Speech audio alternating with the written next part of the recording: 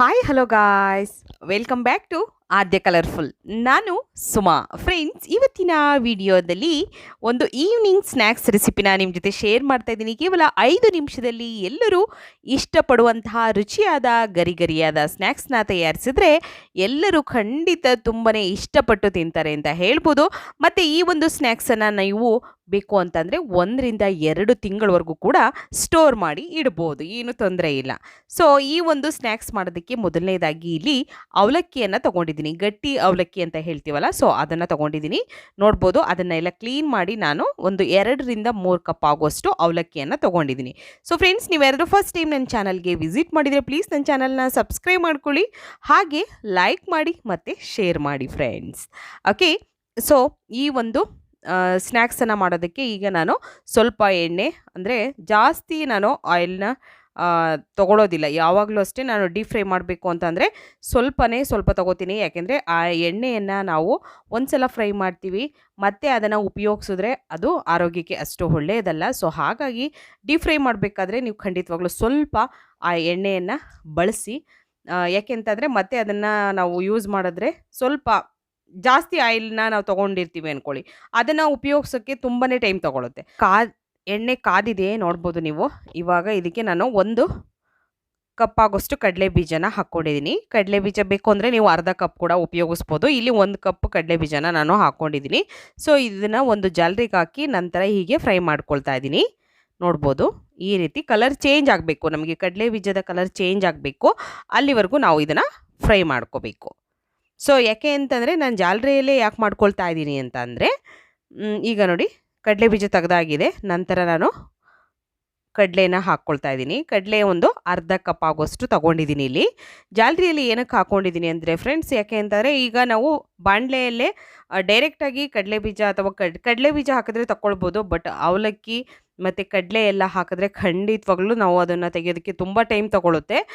ಹಾಗಾಗಿ ತೆಗೆಯೋಷ್ಟೊತ್ತಿಗೆ ಎಲ್ಲ ಕಲರ್ ಕೂಡ ಸಿಕ್ಕಾಪಟ್ಟೆ ಚೇಂಜ್ ಆಗಿಬಿಡುತ್ತೆ, ಅದು ಚೆನ್ನಾಗಿ ಬರೋದಿಲ್ಲ ಸ್ನ್ಯಾಕ್ಸು. ಹಾಗಾಗಿ ಈ ಥರ ಒಂದು ಜಾಲರಿಗೆ ನಾವು ಹಾಕ್ಕೊಂಡು ಅದರಲ್ಲೇ ಫ್ರೈ ಮಾಡಿಕೊಂಡ್ರೆ ಸಾಕು. ನೋಡಿ, ಕಡಲೆ ಫ್ರೈ ಆಗಿದೆ.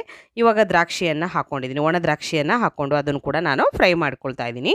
ಸೊ ಫ್ರೆಂಡ್ಸ್, ಒಣ ದ್ರಾಕ್ಷಿ ಮಾಡುವಂಥ ವಿಧಾನ ಖಂಡಿತವಾಗ್ಲೂ ಯಾರಿಗಾದರೂ ಗೊತ್ತಿಲ್ಲ ಮನೆಯಲ್ಲೇ ಹೇಗೆ ಒಣ ದ್ರಾಕ್ಷಿ ಮಾಡ್ಕೊಳ್ಳೋದು ಅಂತ ವಿಡಿಯೋನ ಖಂಡಿತ ನಾನು ಅಪ್ಲೋಡ್ ಮಾಡಿದ್ದೀನಿ. ದಯವಿಟ್ಟು ಯಾರಾದರೂ ನೋಡಿಲ್ಲ ಅಂದರೆ ಚಾನಲಲ್ಲಿ ಚೆಕ್ ಮಾಡಿ ಫ್ರೆಂಡ್ಸ್. ನೋಡಿ, ಈಗ ದ್ರಾಕ್ಷಿ ಕಲರ್ ಚೇಂಜ್ ಆಗಿದೆ, ನೋಡ್ಬೋದು, ಗೋಲ್ಡನ್ ಕಲರ್ ಆಗಬೇಕು. ಹೀಗಾದ ನಂತರ ಇದನ್ನು ಕೂಡ ತೆಗೆದಿಟ್ಕೊಂಬಿಡೋಣ. ನಂತರ ನಾನು ಇಲ್ಲಿ ಗೋಡಂಬಿಯನ್ನು ಹಾಕ್ಕೊಳ್ತಾ ಇದ್ದೀನಿ. ಸೊ ಗೋಡಂಬಿ ನಿಮಗೆ ಎಷ್ಟು ಬೇಕೋ ಅಷ್ಟನ್ನು ನೀವು ಉಪಯೋಗಿಸ್ಬೋದು.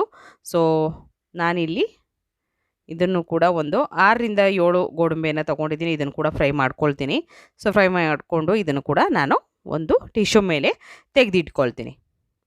ನಂತರ ಒಣ ಕೊಬ್ಬರಿಯನ್ನು ಹೀಗೆ ಉದ್ದುದ್ದವಾಗಿ ಕಟ್ ಮಾಡ್ಕೊಂಡಿದ್ದೀನಿ. ನಾನು ಸಣ್ಣಗೆ ಕಟ್ ಮಾಡ್ಕೋಬೇಕು, ನೋಡ್ತಿದ್ದೀರಲ್ಲ, ಈ ರೀತಿ ಕಟ್ ಮಾಡಿಕೊಂಡು ಇದನ್ನು ಕೂಡ ಎಣ್ಣೆಯಲ್ಲಿ ನಾವು ಫ್ರೈ ಮಾಡ್ಕೊಳ್ಳೋಣ.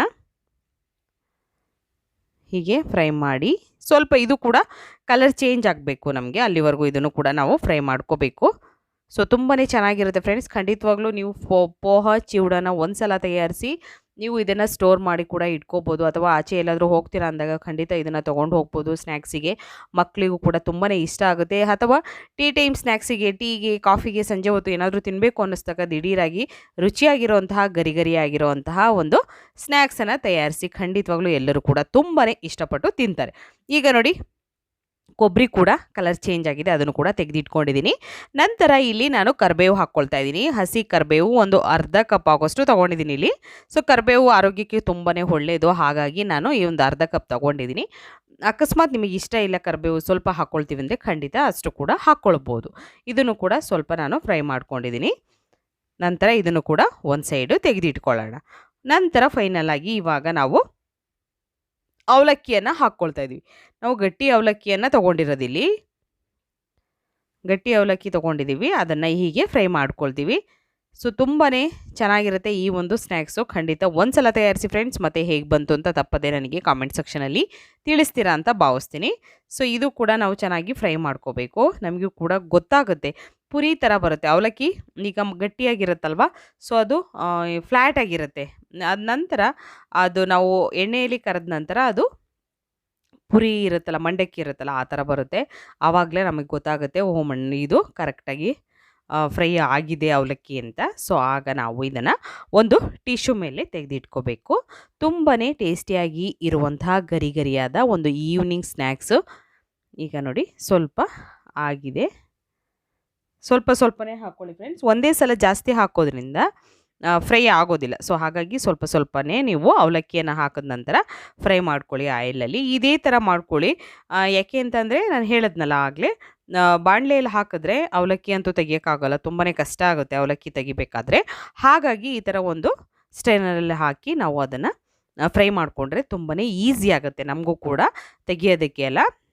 ಇಲ್ಲ ಅಂತಂದರೆ 1 ಕಪ್ ಅವಲಕ್ಕಿ ಹಾಕಿ ಅದನ್ನು ಫ್ರೈ ಮಾಡಿ ಅದನ್ನು ತೆಗಿಯೋದೇ ತುಂಬ ಹೊತ್ತು ತಗೊಳ್ಳುತ್ತೆ.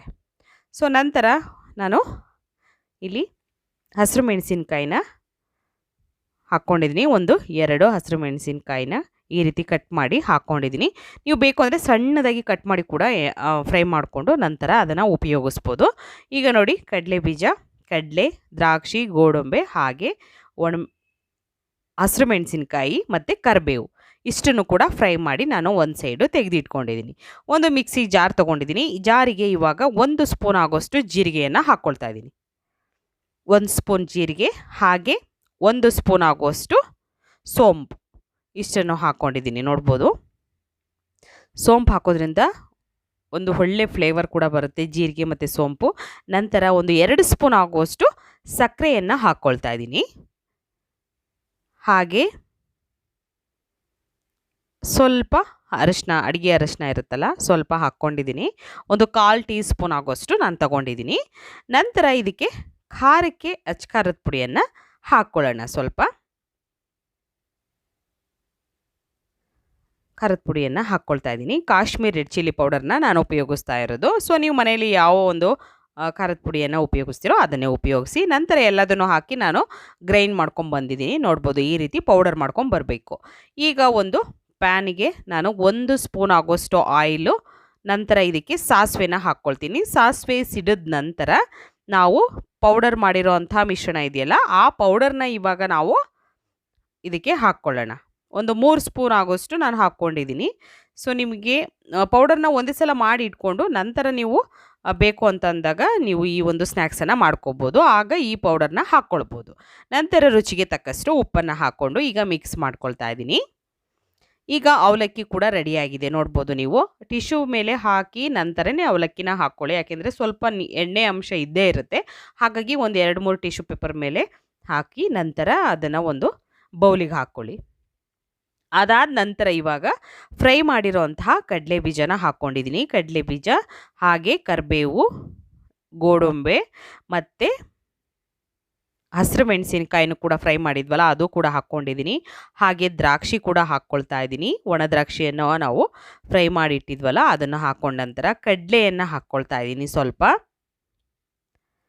ಕಡಲೆ ಹಾಕಿದ ನಂತರ ಇವಾಗ ನಾವು ಕೊಬ್ಬರಿಯನ್ನು ಹಾಕ್ಕೊಳ್ಳೋಣ. ಕೊಬ್ಬರಿ ಫ್ರೈ ಮಾಡಿರುವಂತಹ ಕೊಬ್ಬರಿಯನ್ನು ಹಾಕ್ಕೊಳ್ತಾ ಇದ್ದೀನಿ. ಮತ್ತು ಈಗ ಎಣ್ಣೆಯಲ್ಲಿ ಫ್ರೈ ಮಾಡಿರುವಂತಹ ಪೌಡರ್ ಅದನ್ನು ಕೂಡ ಹಾಕ್ಕೊಂಡು ಈಗ ನಾವು ನೀಟಾಗಿ ಇದನ್ನು ಒಂದ್ಸಲ ಮಿಕ್ಸ್ ಮಾಡ್ಕೊಳ್ಳೋಣ. ನೀವು ಬೇಕು ಅಂದರೆ 1 ಸ್ಪೂನಿನ ಸಹಾಯದಿಂದ ಕೂಡ ಮಿಕ್ಸ್ ಮಾಡ್ಬೋದು. ಆದರೆ ಕೈಯಿಂದ ಕರೆಕ್ಟಾಗಿ ಮಿಕ್ಸ್ ಆಗುತ್ತೆ. ಚೆನ್ನಾಗಿ ಮಿಕ್ಸ್ ಆಗಬೇಕು ಅಂದರೆ ನಾವು ಕೈಯಿಂದನೇ ಮಿಕ್ಸ್ ಮಾಡ್ಕೋಬೇಕು.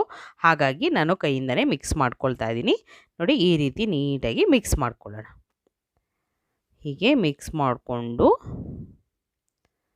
ನೋಡ್ಬೋದು ನೀವು ಎಷ್ಟು ಚೆನ್ನಾಗಿರೋವಂಥ ಒಂದು ರುಚಿಯಾಗಿರೋವಂಥ ಈವ್ನಿಂಗ್ ಸ್ನ್ಯಾಕ್ಸ್ ರೆಡಿಯಾಗಿದೆ ಅಂತ.